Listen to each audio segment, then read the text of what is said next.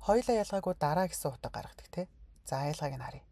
Хоолой гэдэг нь зөвхөн өнгөрсөн цаг дээр хэрэглэгддэг шүү. Окей, анхаараарай. Зөвхөн өнгөрсөн цаг дээр хоолой ашиглагдана. Жишээлбэл хоолой фашнлаа шама дараа нь юу болсон бэ? Хоолой нөө дараа нь яасан? Тэгээ яасан? Тэгэхээр өнгөрсөн цаг дээр дандаа хоолой. 我们吵架了，бид хоёр хэрэлдсэн. 后来就在也没见过面. Дараа нь ерөөсөө дахин уулзалтаагүй. Тэгэхээр ямар нэгэн үйл явдал болсны дараа нь юу болоод байгаа вэ гэхээр хоолой буюу өнгөрсөн цагтаа хэрэглэгдэнэ. 我起初不喜欢，不对，他起初不喜欢学汉语. Тэр 起初 анхандаа хятад хэл сурах бол дургүй байсан. 后来慢慢爱上了. Дараа нь харин энэ нэгтэл дургүй байсныхаа дараа нь харин наажмаар дурлалчихсан. 我们以前是同学, бид хоёр өмнө нь бол сурагч байсан. Нэг анги хүүхэд байсан. 后来各自去了不同的城市. Дараа нь хожим нь буюу эннийхээ дараа нь өөр хотууд руу тус тусынхаараа явсан. Тэгэхээр дандаа өнгөрсөн цаг дээр хоолой тийм болсныхоо дараа нь тэгсэн гэж орох нэ. Ийхүү гэдэг нь болохоор өнгөрсөн ирээдүйн цаг хоёуланд нь хэрэглэгддэг. Буюу юун дээр төвлөрөх вэ гэхээр и гэдэг үгэн дээр төвлөрье. Энд чинь as is in гэсэн үг. Тэгэхээр тэгснийхээ дараа, ингэснийхээ дараа буюу ихэвчлэн цаг хугацаатай холбоотой үгэн дээр юу нь яваад идэх юм.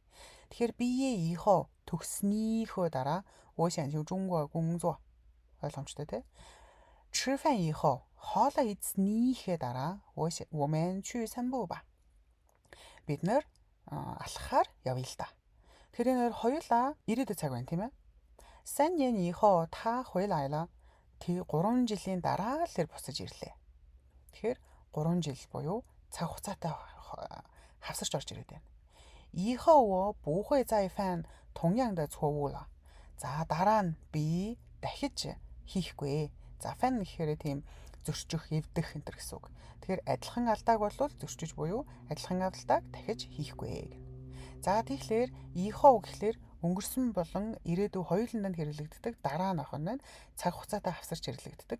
Тэгснийхээ дараа, ингэснийхээ дараа гэхээр ийхоо нь орох нь. За ялгааг нь дахиад харъя. Тэгсэн чинь тэгээ дараа нь яасан гэх юм бол хоолойноо дараа нь яасан тэ дандаа өнгөрсөн цаг. Ийхоо нь болохоор ирээдүйн цагт буюу цаг хугацаатай хослож хэрэглэгддэг байна. За жишээ харъя. 我们认识了，后来成了好朋友. Бид нар танилцсан, танилцсныхаа дараа найзууд болсон өнгөрсөн цаг.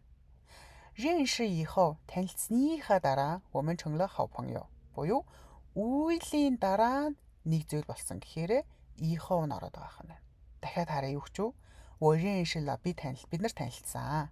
Дараа нь сайн найзууд болсон шүү дээ. Гэт зүгээр л дараа нь өгүүлбэрийн ихэнд юм уу дунд ордог гэсэн тийм ээ бас бүтцэн. Ийхоо нь болохоор урдаа үйл үг цагтаа орно гэсэн тийм. Тэгэхээр танилцсныхаа дараа бид нар сайн найзууд болсон. Жохоо ялгаатай байгааз. Дахиад харъя. 毕业以后我要去旅游. Төгснийхөө дараа би аяллаар явах болно. Болж гин. Ирээдүйн цаг. 毕业后来我要去旅游гэж болохгүй. Яагад гэвэл хоолой чинь өнгөрсөн цаг дээр хэрэглэгдэх ёстой. За одоо өгүүлбэрээ нийлүүлээд харъя. 他们大学时认识了. Тэд нэр их сургуульд байх үедээ танилцсан. Болцсон. Дараа нь нэлээд хэдэн жил холбоогүй те холбоо тасарсан, салцсан байсан. 毕业以后 төгснийхөө дараа сая нэгэн 终于 эцэст нэгэн 重新 дахин шинээр 联系上 холбоо тогтоосон. 我以前不喜欢吃辣的. Би өмнө нь бол халуун ногоо идэх дургүй байсан.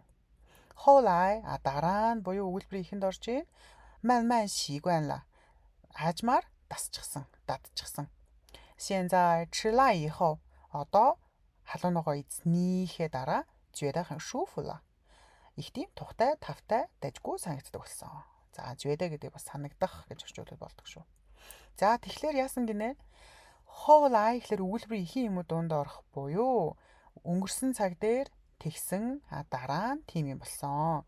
Тэгсэн чин дараа нь ингэсэн гэх юм бол хоолой. Ийхоо болохоор цаг хугацаа юм уу үүлийн араас тэгснийхээ дараа, ингэснийхээ дараа, халуун ногоо идснийхээ дараа, төгснийхөө дараа гэж ингэж орж ирэх юм байна. Окей.